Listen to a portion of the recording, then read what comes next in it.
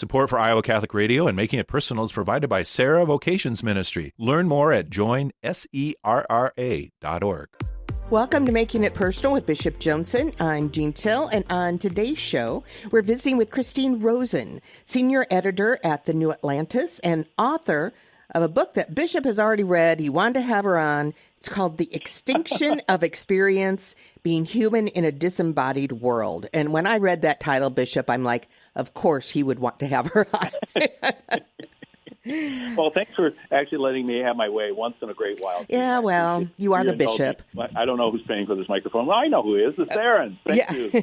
Sarah Club and Sarah Club of Council Bluffs. So yes, thank you. It's been a very fruitful relationship. So thanks to them and their prayers to promote vocations, religious life, priesthood, and the diaconate. And I think we're beginning to see even greater fruit coming forth from their labors as well. So good. Was really blessed. My spiritual tank was replenished along with 15 other bishops from Missouri, Iowa, Nebraska, Kansas the past week. We had the opportunity for our annual bishops retreat, and we were particularly great to have Father Simeon Trappist of Spencer Abbey in Massachusetts, otherwise known as his baptismal name Erasmo Leva Marikakis, which is a mouthful, but well known for his 4-volume commentary on the Gospel of Matthew. And so he gave us a number of conferences at Prince of Peace Abbey, where the kind of traditional place for us, a wonderful little niche there, not far from the ocean and the breezes. Although I think actually one day Iowa was warmer than Southern California. So well, we did have a record-setting day. So yeah. So, and if you can believe it, 13 conferences on one passage of Scripture, Mark 3:13-15, with Jesus going up the mountain and calling the apostles. And it was not a dull moment. It was not boring. Just so much rich things I think I'll continue to draw from in my own reflection, and it'll irrigate some of my preaching and other thoughts that we have. So thanks to Father Simeon for what, and now he's giving that a version of that retreat to the monks there. But lots of good things here. We got some great feasts today. St. Anthony of the Desert, kind of going out there, listening to the heat of the gospel, and kind of starting a movement there in the early centuries of Christianity. St. Agnes next week. By the way, during that bishop's retreat, Bishop Emeritus Archbishop Joseph Naumann of Kansas City, Kansas, and I were talking. We placed a little friendly wager on the Iowa State-Kansas basketball game, which did not go the way the Cyclone fans wanted last week. It did not. They got handed their heads a little bit. But the wager was $100 would be given to the Catholic charities of the diocese of the one who won. So I now have a offering to make to the Catholic charities of Kansas City, Kansas Archdiocese. But Archbishop Naumann is such a gracious gentleman. He called me the day after and said, "You want to go double or nothing?" He said, I know it'll be almost impossible for Kansas to win at Hilton Coliseum. So, sure, I'm not stupid. Let's go for it. So we'll see. But, that's probably the only wagering I get to do these days. I'm not going to start a sports book or anything like that as well. Oh, good. But wonderful. And, of course, we know this coming week, the anniversary of the Roe versus Wade decision, the contingent diocese of Des Moines joining others across the nation in Washington, D.C. to continue to give witness, because though the Dobbs decision may have turned some of that over, we know that the battle needs to be fought and hearts need to be won. And so the witness on Friday the 23rd through the Constitution Avenue and the streets there as well. So we pray for them. We pray that the witness that they would give. And then also kicking off soon the Week of Christian Unity this year, collaborating with Bishop Amy Current of the Evangelical Lutheran Church of America and Bishop Betsy Mata, the Episcopal Bishop of Iowa. And we'll be having a prayer service on Saturday night, the 24th, at Windsor Heights Lutheran Church. All are welcome at 7 p.m. for an evening prayer service in the ecumenical spirit, that those who bear the name of Christ might come together, and then a little fellowship time after that as well. As I anticipate, and Jeanne, as I am... in 15 seconds, yes. 15 seconds, all right. Well, I won't get to read a wonderful passage that I have that just captures this whole sense of the body and the way in which the sacraments use all the senses of the world, the way in which all that we do confers dignity on our lives, that we don't distinguish or despise the things from which we come, earth and bread and sun, one substance. And as the author, George McKay Brown, says, the best earth gold is the cornstalk in August. So we look to say how our body beings and our whole experience dependent on what is really real and not just mediated through virtual things with Christine Rosen in a few moments. Sounds good. Well, we're going to take a quick break. You're listening to Iowa Catholic Radio and the Spirit Catholic Radio Networks. Welcome back to Making It Personal with Bishop Joensen. On today's show, we're visiting with Christine Rosen, senior editor at the New Atlantis and author of the book, The Extinction of Experience, Being Human in a Disembodied World. And it's a fascinating book. And so thank you so much, Christine Rosen, for being with us, Making It Personal. And the time, there's going to be so much that we could unpack. So we'll try to be disciplined in what we're about during this time. But so grateful. So just so our listeners here at Spirit Catholic Radio, Iowa Catholic Radio, a little sense of you don't do a lot of personal disclosure in the book because you're focusing on your kind of cultural analysis and proposing some remedies for how we kind of reclaim our God-given humanity. But I noted you were a bassoon player. What?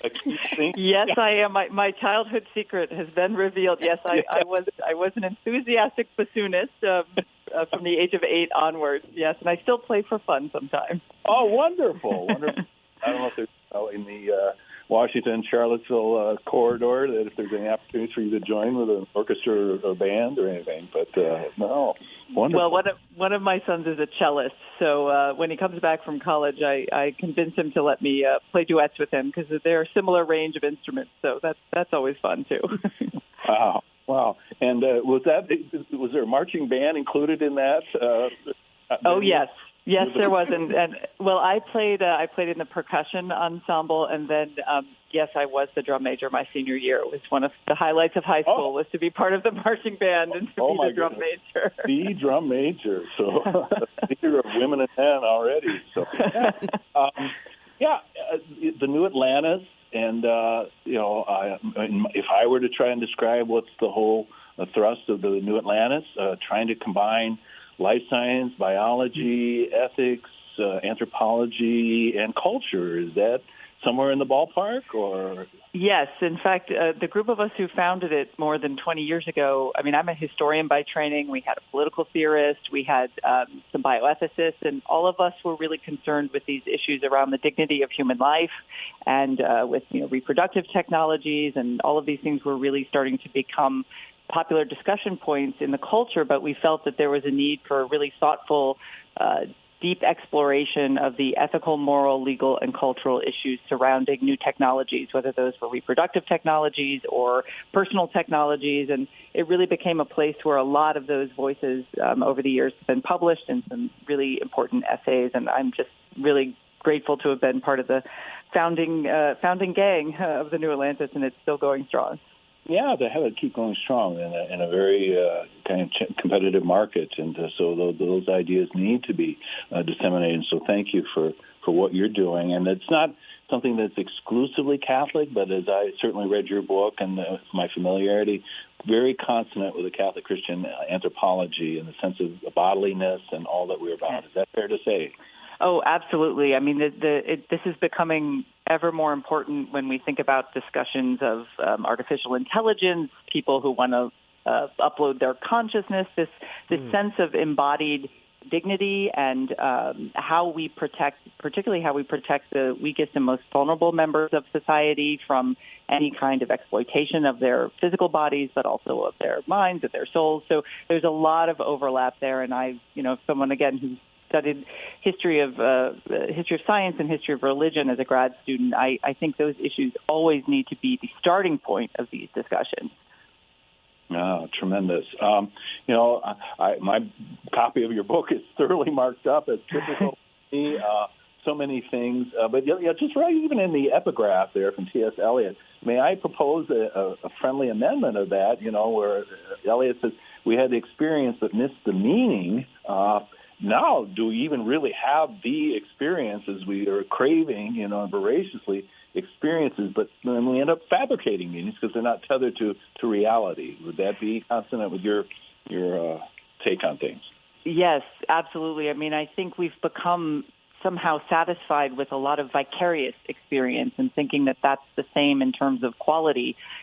because there's such a greater quantity of those available to us. And I think what a lot of people are realizing now that we've been living with these disembodied digital devices and technologies for a while now, that it doesn't satisfy something meaningful, purposeful, and important for human interaction. It actually comes between us in face-to-face communication, in public spaces, and it's changing the way we understand what it means to be human. So in that sense, I think we have to urge ourselves and others to really go back to embracing more authentic experiences. And those are often inconvenient, difficult, challenging in ways that I think our technologies like to promise us we shouldn't have to live. And so that's a real challenge because these things are designed to get us to avoid some difficult human experiences. But I argue that, in fact, it's the difficulty of those experiences that does, in the long term, make them more meaningful, more purposeful, and really very important for all people.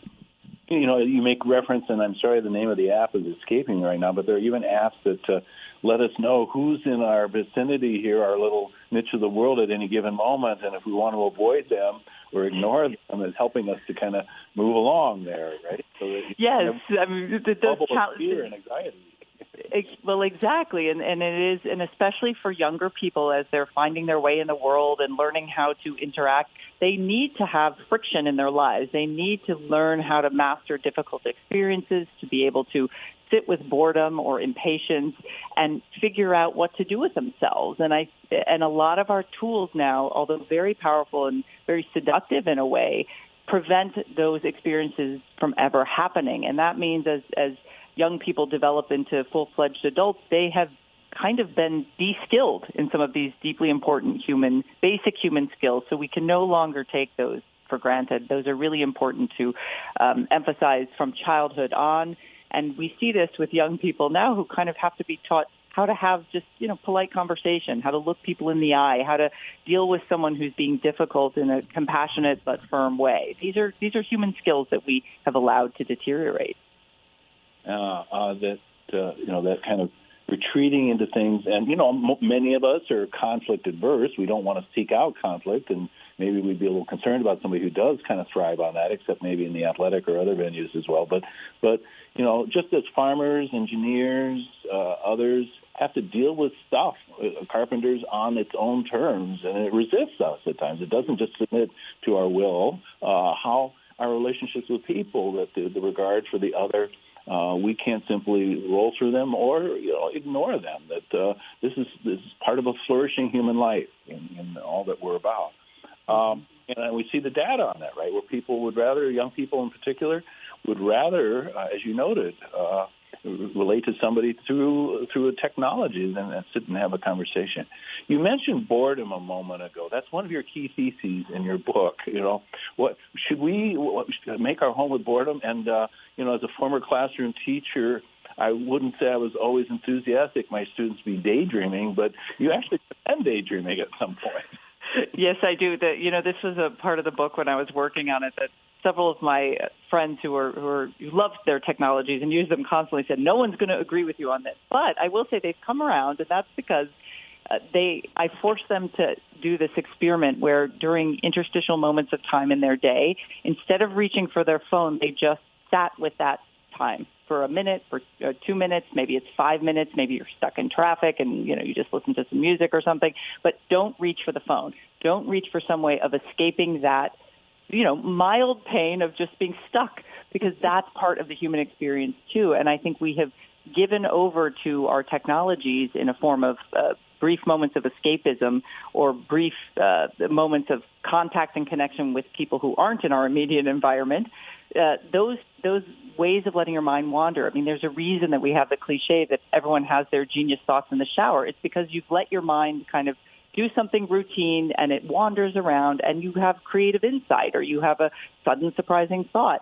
Technology robs us of those moments because it gives us this incredibly interesting, attractive device to stare into, but your mind is being occupied. So I really encourage, and I do this myself a lot, because it's a very easy habit to fall into, to grab your phone whenever you have a free moment. Let your mind wander. Look around. Notice things that maybe you wouldn't if you were staring at a tiny screen. And it is kind of transformational, although it sounds very mundane. And we could all use a greater ability and skill to cope with boredom, because there will come times in life, whether we're waiting by someone's bedside when they're sick, or we ourselves are ill, or something happens where we can't constantly entertain ourselves. And we need to develop the kind of character skill, resilience, and strength of mind to get through those moments. That's also part of what it means to be human. If one has really cultivated this disposition, would you say that the boredom begins to evaporate and that rarely will we ever find ourselves bored, because wherever we are, there's a contemplative palette before us of things to consider, whether in sense experience or just the memories that we've forgotten, So the boredom go away. I asked a question that I'm not going to let you answer it. I'm going to go on because I'm sparked by an experience I had not long ago where I was in a position where I was dining by myself publicly, and they seated me at the table. It was too dark outside to behold the vista in front of me, and I had not remembered to bring my phone with me. And don't have my phone. I'll just kind of take it all in. But I felt like the wait staff was discomforted by that, and they almost accelerated things, because here was this guy sitting there with nothing in front of him to occupy him. How awkward for them! Yeah. Well, but that's rude I was. I'm curious, did you feel in a way after sitting and having that meal, didn't time slightly slow down for you? Like, because you actually were able to settle and really notice what you were doing and notice what their reaction was? Absolutely.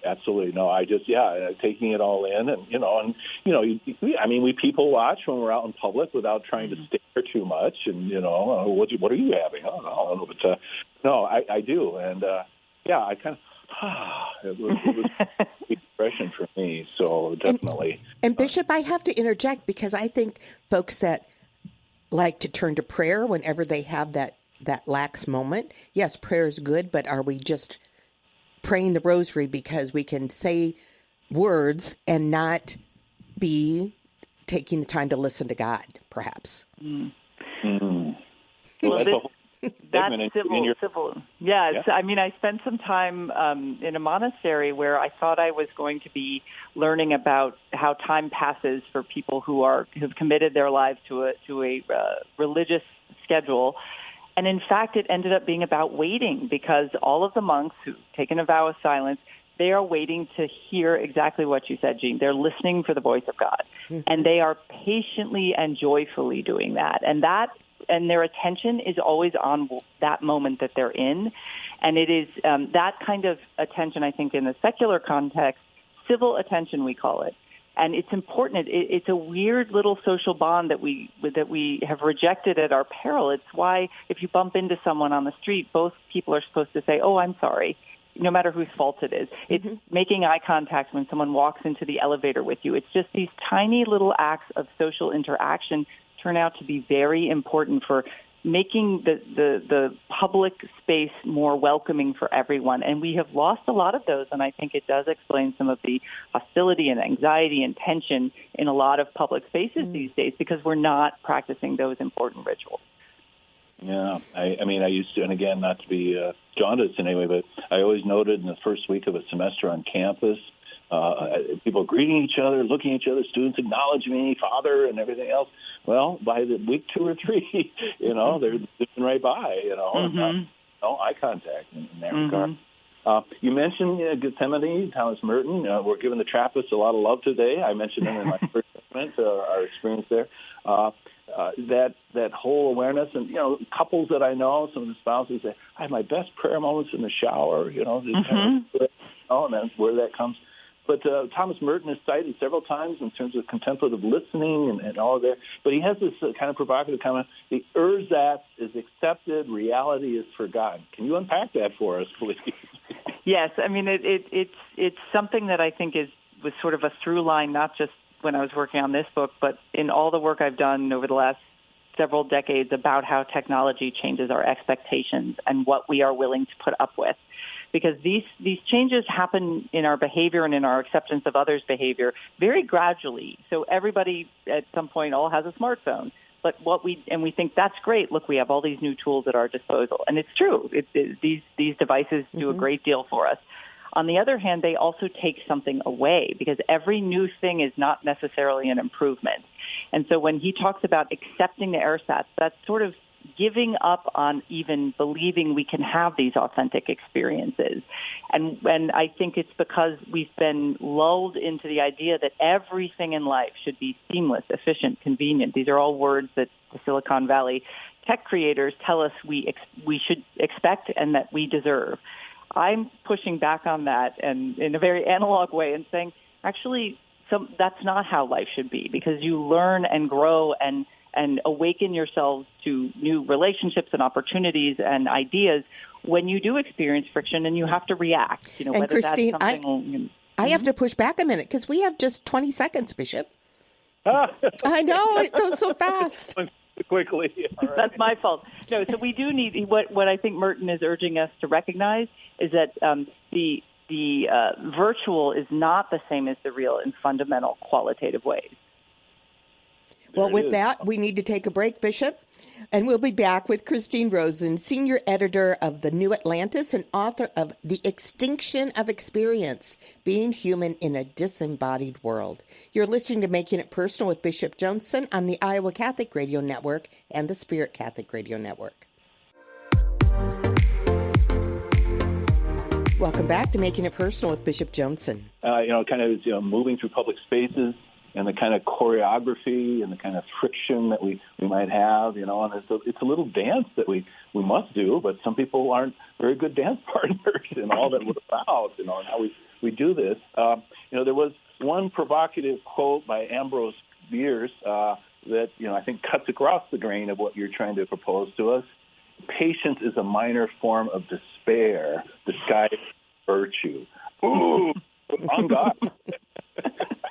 Yes. I mean, it's true. We've all experienced boredom that's almost painful, and time seems to turn to molasses, and we just want whatever we're stuck doing to end. But again, it also then, I think, helps us appreciate when we're not bored, when we're truly engaged, when we're very much focused, we can contrast that with moments of boredom. And really, our minds are very powerful tools if turned to awareness and listening. And I especially with young people today, I feel like everyone is talking and very few of us are good at actively listening, because listening is itself a strenuous activity if done well.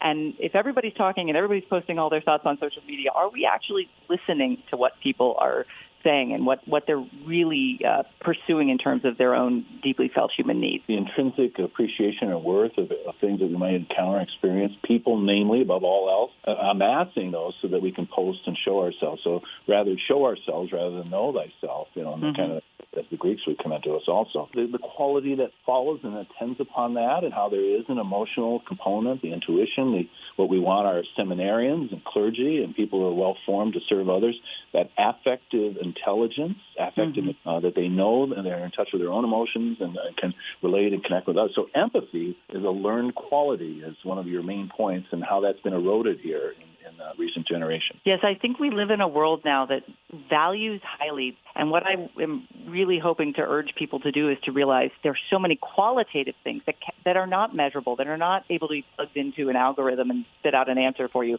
And it's those qualitative things, empathy being foremost among them, that we have to cultivate in the presence of other human beings, not mediated through a screen, not in a way of escaping the difficulties of dealing with other people, because empathy takes practice, just like any really important human skill takes practice. Patience, learning how to read, learning how to write by hand, learning how to connect with other people who might at first not be available for that connection. So these are all things that we do as teachers, as parents, as friends, and going throughout our day and trying to find those moments. We have to actively seek them out now because our technologies allow us to constantly escape them. And so I urge people to really, in their day-to-day lives, find those moments of human connection, because they are going extinct at a very high rate, and that robs us of the ability to learn how to be more thoughtful and empathetic people. Well, wonderful. And, being involved with a board of Mercy College of Health Sciences, we want the clinical rigor from the people who attend to our well-being on a bodily and